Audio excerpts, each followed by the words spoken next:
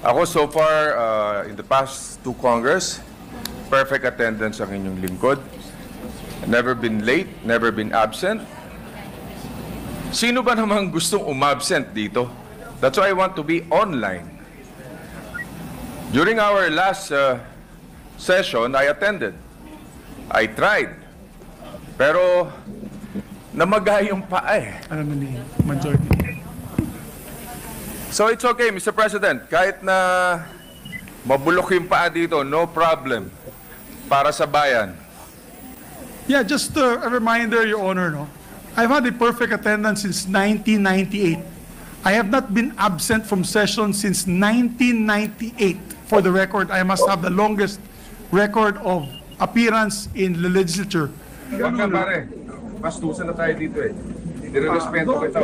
Don't do that to yourself. Are you in coma? You're not in a coma. At the risk of You know, under Senator Soto, hindi Huwag ka ganun. pare. Bastusan na tayo dito eh. Nire-respeto kita. Narito ang Balitang Pinoy TV. Magandang araw sa atin lahat mga kababayan. Dito na naman tayo sa another episode ng ating vlogs. Pag-uusapan natin ngayon, ito po no. Ito ngang si Chis Escudero, nagsalita na siya nga.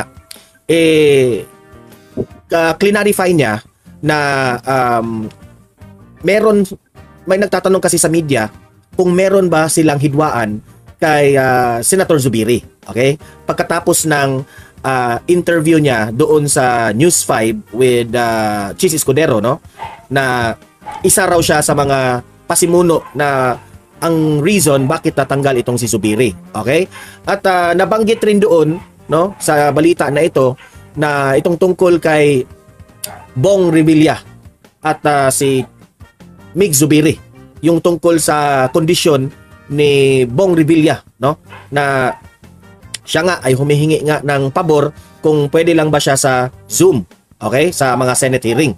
Okay? So may konting doon, analysis ang mga taong bayan na baka isa rin yun sa mga dahilan baka natanggal rin itong si Zubiri. Okay? So, gagawa ako ng opinion dyan. May sarili akong interpretasyon dyan. Okay? Kasi kanya-kanya tayong paniniwala di ba? So, I will also respect your opinion tungkol dyan. Pero, nagulantang na ang lahat dahil dito.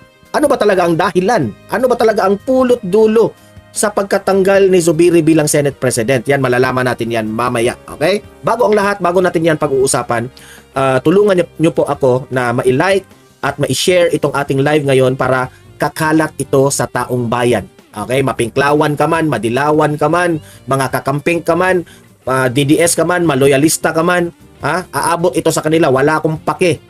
Basta aabot itong ating opinion tungkol sa mga sitwasyon sa ating lipunan ngayon. Okay? So sabay-sabay nating i-like at i-share itong video natin, Facebook at YouTube. 1, 2, 3, go! Ayan, thank you very much. And also guys, paki-subscribe, paki-follow kung gusto nyong ma-updated kayo sa mga balita at ma-notify ang inyong mga cellphones kung meron tayong breaking news. Okay? Sabay-sabay nating i-follow, i-subscribe ang Facebook at YouTube. 1, 2, 3, go! Thank you very much. So, let's start sa ating talakayan. No? Ang una nga nating pag-usapan, ito ngang gulo. Okay? Sasabi na natin gulo ito plastika na itong nangyari nga kay Senator Escudero. Alam naman natin, no? The other week, siya yung itinalaga na bagong Senate President.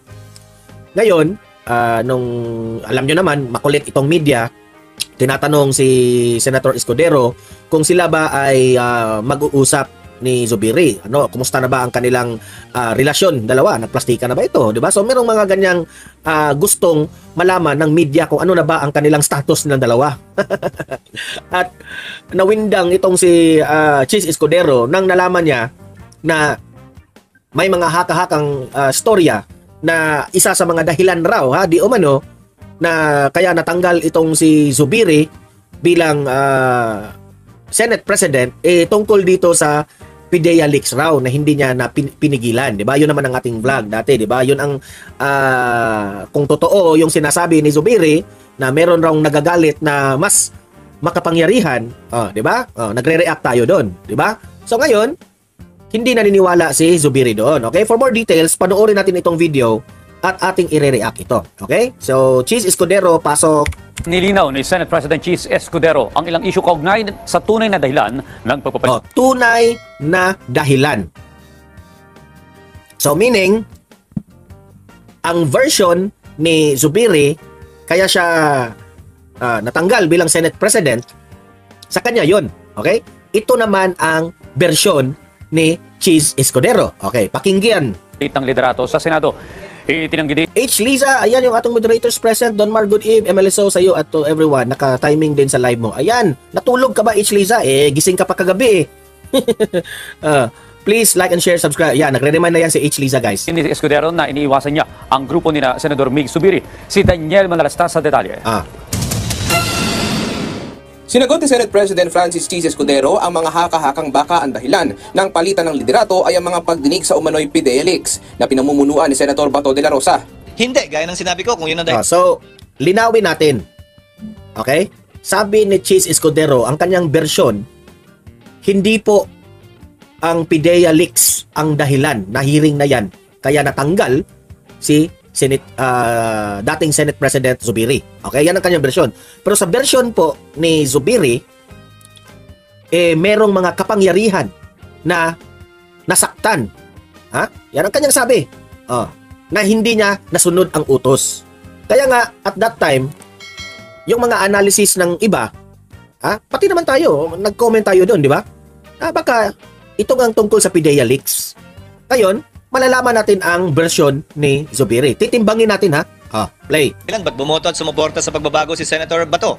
At gaya na rin ang sinabi ko kay Senator Bato na nag-usap kami, kung yun ang dahilan, bakit pa kami magpapalit ng Senate President? Hindi siya na lang dapat yung pinalitan. Unfair kay Senator Bato yung mga akusasyon na yun. So, ang ibig sabihin ni Cheese Escudero, kung dahilan mo yung PIDEA leaks na yan, kaya natanggal si dating Senate President Zubiri, bakit si Bato de la Rosa isa sa mga bumoto kay Cheese Escudero o isa sa mga bumoto na matanggal si Zubiri? Okay? Yan ang linawin natin. Ano bang ibig sabihin ni Cheese Escudero dito? 'Di ba? Si Bato ba ay bumoto para matanggal si Zubiri? Linawin natin, nagtatanong tayo. Na yun ang dahilan at yun ang punot dulo ng lahat ng to. Lumutang din ang usapin na dahil daw sa naging debate kung papayagan si Senator Bong Revilla na dumalo sa plenary. Isa rin ito.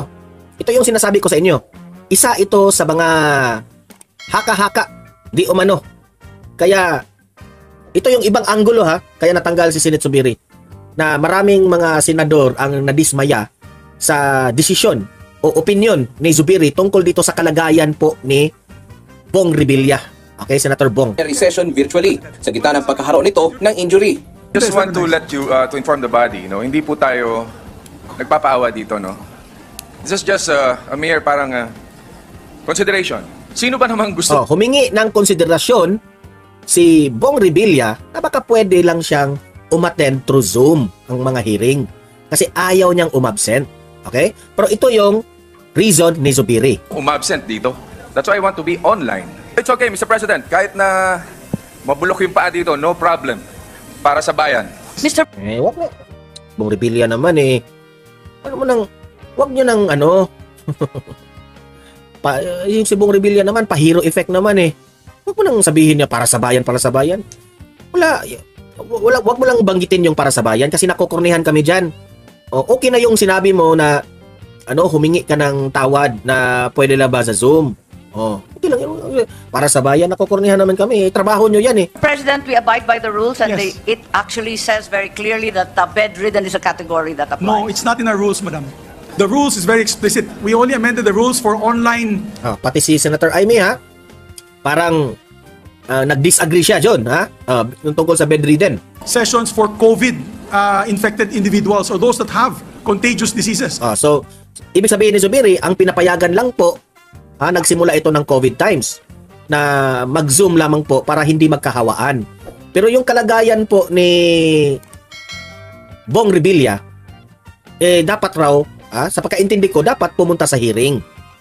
Sa akin naman, opinion ko dyan, mahirap naman yan Kasi kung may dinaramdam nga na totoo, na kabago-bago lang ng operation ng paa ni Bong Revilla, dapat mas gugustuhin natin na makapagpahinga siya ng maayos para madaling makarecover ang yung sugat ng operation. Diba? So, yun ang aking opinion tungkol dyan. As much as possible, gusto nating gumagaling kaagad yung tao para makapunta na eventually. Kasi kung lagi siyang pupunta dyan, no? At matagal-tagal rin mag-heal ang kanyang wound, kanyang sugat, dahil nga ginagalaw niya palagi, so makakaapekto na. Yan siguro ang hindi naiintindihan ni Zubiri. Ang sa akin lang naman, no? Madali lang kasi itong debate na ito eh. Tanungin lamang po ang doktor ni Bong Revilla. O itong si Bong Revilla, gagawa siya ng advice, magpapa-advise siya dito sa doktor niya na kung po pwede, makapagpahinga siya because every, kung anong mga chinek up mo, kung nandun ka sa hospital, di ba, meron naman tayong mga doktor. The end game is ang desisyon talaga ng doktor. Ito naman talaga, di ba? Oh. So, kasi at risk yan sa kredibilidad rin ng doktor. Bakit pinapayagan ito ng doktor na magtrabaho? Okay? Kung ano-ano pa niyang mangyari, di ba? So, it's always the doctor's prescription kung ano, prescription ba ang term dyan? It's always the doctor's decision kung ano ba ang pinaka-the best na gawin ni Bong Revilla patungkol po sa kanyang operasyon. Ito ba ay pwedeng itrabaho? Ano ang mangyayari? Ano ang mga options niya? Di ba? So, solve. Tanungin nyo lang yung Dr. Zubiri, i-consider nyo. Di ba? COVID, TB, Ebola, pagkaganyan, pwede yan online or is bedridden. Pero sagot dyan ni Escudero, Kasi ito na yung mga anggulo ha.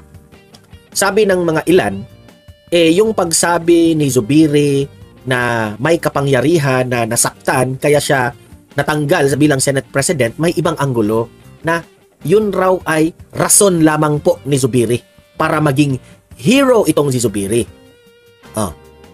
May ibang anggulo. Hindi ako direktang makapag-judge dyan kasi susiriin mo natin. Ebidensya mo na ating tingnan. So ngayon, pakinggan natin ang side ni Escudero. Kung ano ba talaga, ito ba ay tungkol na marami ng ayaw ni Zubiri dyan sa loob ng Senate? Tingnan nyo na lamang yung mga bumoto at sumuporta kaugnay ng pagbabago sa liderato. Hindi common denominator yun eh. Si Senator Joel Villanueva, sumuporta. Tingnan nyo na lamang yung listahan ng mga bumoto at sumuporta. At yun ang sasagot mismo sa anumang katanungan kung bakit nga ba. bukas naman si Escudero. So, tayo po ang pina-analyze ni Cheese Escudero. Okay? Nakapagtataka, di ba? Bakit maraming bumoto kay Cheese Escudero na maging Senate President? Pati nga si Bato de la Rosa. Di ba? Dahil si Bato, pinagbibintangan yung PIDEA leaks na yun ang reason. Pero bakit tuloy pa rin ang PIDEA hearing? Okay? So, it has something to do with the relationship inside the Senate. Ang tanong, marami pa bang gusto kay Zubiri na maging Senate President? Ito na nga mga kabalita. Ano na ang masasabi nyo patungkol sa balitang ito? Please comment down below mga kabalita. Pag-usapan natin yan sa comment section. At kung di ka pa nakasubscribe sa ating channel, baka naman